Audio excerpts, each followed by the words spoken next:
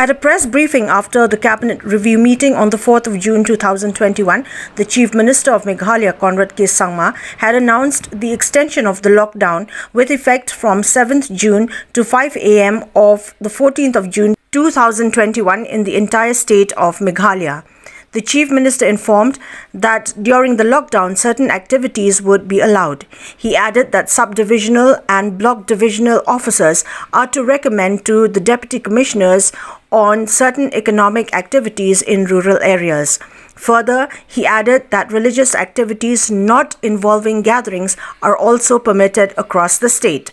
66,000 doses of the anti-COVID vaccines are expected for the age groups of 18 to 44 years in the days to come. We had 584 new cases that have come up. Out of these 584 new cases, 240 are from East Khasi Hills and 111 cases are from West Jaintia Hills. And East Jaintia Hills and Riboy both have 43 and 42 cases. And rest of the districts are slightly lower, except West Garo Hills also has 55 new cases. The recovery, on the other hand, has been better. We have 808 cases that have recovered, out of which East Khasi Hills, we have seen 433 people recover. Southwest Garo Hills, we've seen 88 people recover. West Garo Hills, we've seen 85 people recover. And Rivoy, we've seen 69 people recover. Apart from that, other districts also have recovered, but the numbers are slightly lesser.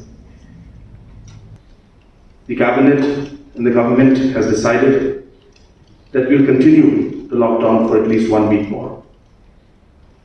I know that a lot of people will face difficulties and challenges, but the health aspect is far more important to each and every one of us.